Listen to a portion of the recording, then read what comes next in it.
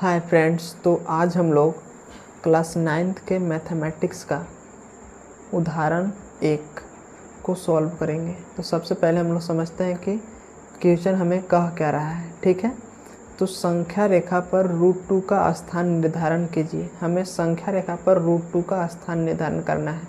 Chapter में इससे पहले हम लोग संख्या रेखा पर केवल परिमेय संख्याओं को निर्धारित करते थे, रिप्रेजेंट करते थे, लेकिन अब हमें √2 क्या है, एक अपरिमेय संख्या है। ठीक है, अब हम लोग को अपरिमेय संख्याओं को संख्या रेखा पर कैसे रिप्रेजेंट करेंगे उसको यहाँ पर हमें करना है कि √2 को संख्या रेखा पर हम लोग कैसे प्रदर्शित करेंगे। ठीक है, तो √2 को संख्या रेखा पर निर्धारण करने से पहले सबसे पहले हमें एक बेसिक कॉन्सेप्ट समझना पड़ेगा।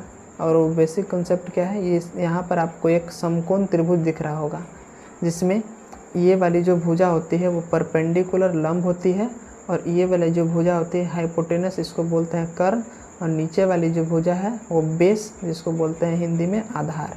ठीक है, ये परपेंडिकुलर 90 डिग्री का यहाँ पर कोण बनता है। तो यहाँ से एक हम लोग पिछले कक्षा में पढ़ चुके होंगे आप लोग कि पाइथागोरस प्रमेय होता है जिसमें हाइपोटेनस का square is equal to perpendicular का स्क्वायर प्लस बेस का स्क्वायर होता है। ठीक है, ये कौन सा फॉर्मूला है, पाइथागोरस प्रमेय है। ये सूत्र आपको याद होना चाहिए। ठीक है, इसी सूत्र का उपयोग करके हम लोग संख्या रेखा पर √2 को रिप्रेजेंट करेंगे। तो यहाँ से एक और हमें सूत्र क्या प्राप्त होता है कि अगर हम h इज इक्वल टू निकालना चाहें, केवल हाइपोटेनस इज इक्वल टू निकालना चाहें, तो क्या हो जाएगा, √p² प्लस b²। कोई दिक्कत है, क्योंकि ये स्क्वायर हटता है तो √ चढ़ता है, ये आपको पता होगा। तो ये जो हमें फार्मूला मिला h is equal to √p² plus b², इसी फार्मूला के यूज़ से हम लोग √2 को रिप्रेजेंट करेंगे। तो चलिए हम लोग सॉल्व करते हैं। तो सॉल्व यहाँ पर लिख देते हैं।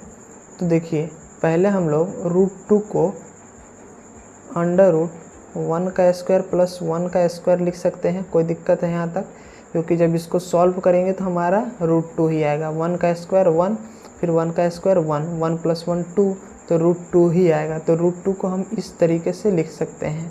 अब ऐसा हमने क्यों किया, क्योंकि इस फार्मूला इस पर सेटअप हो जाए। समझ में आ रही बात, ये फार्मूला जो हमने बनाया है h is equal to √p² plus b², इस पर सेटअप हो जाए, ऐसा ही हम लोग करते हैं। तो देखिए यहाँ पर ये हमारा फार्मूला सेटअप हो गया है। h जो है वो हाइपोटेनस √2 को मान लेंगे, फिर √p² प्लस b²। तो यहाँ से हमें क्या पता चला कि ये जो p है और ये वाला जो है वो क्या है, b है। ये परपेंडिकुलर है, ये बेस है। ठीक है, यहाँ से हमें एक चीज़ पता चला। अब इसके बाद हम लोग क्या करते हैं कि जो पहले बेस को लेते हैं, तो बेस हमारा कितना है, 1। तो 1 यूनिट बेस को हम लोग यहाँ पर रिप्रेजेंट कर देंगे। तो 1 यूनिट यहाँ पर हम लोग बेस रिप्रेजेंट कर देंगे। यहाँ से यहाँ तक हमारा क्या है, 1 यूनिट। तो ये हमारा संख्या रेखा है। ठीक है, संख्या रेखा में ये हमारा ओरिजिन होता है, मूल बिंदु जिसको बोलते हैं, यहाँ पर 0 होता है। और इधर लेफ्ट हैंड साइड जितने भी होते हैं वो नेगेटिव इंटीजर होते हैं और right hand side positive integer होते हैं। ठीक है, तो हमने पहले बेस को 1 यूनिट रिप्रेजेंट कर दिया। पहले बेस को रिप्रेजेंट करते हैं, निर्धारण करते हैं। ठीक है, तो 1 यूनिट हम लोग बेस को रिप्रेजेंट कर दिए। अब परपेंडिकुलर 1 यूनिट है, तो हम लोग स्केल से माप कर 1 यूनिट यहाँ पर रिप्रेजेंट कर देंगे। आप लोग स्केल से माप कर कीजिएगा। ठीक है, तो 1 यूनिट बेस और 1 यूनिट, तो ये 1 यूनिट हमारा हो गया और 1 यूनिट हमारा पर क्या हो गया, परपेंडिकुलर हो गया। अब इसके बाद हम लोग क्या करते हैं कि ये वाला जो पॉइंट है, ये ओरिजिन से, मूल बिंदु से इस पॉइंट को हम लोग मिला देते हैं। तो मिलाने के बाद जो हमें जो भुजा प्राप्त होता है वही हमारा क्या है, √2। वही हमारा क्या है, √2।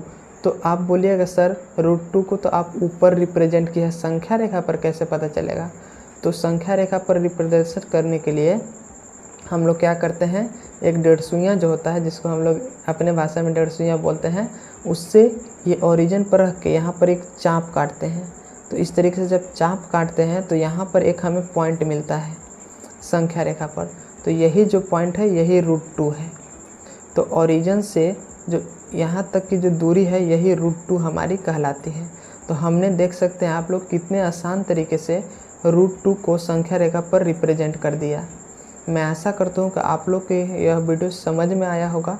मिलेंगे नेक्स्ट वीडियो में, तब तक के लिए थैंक यू।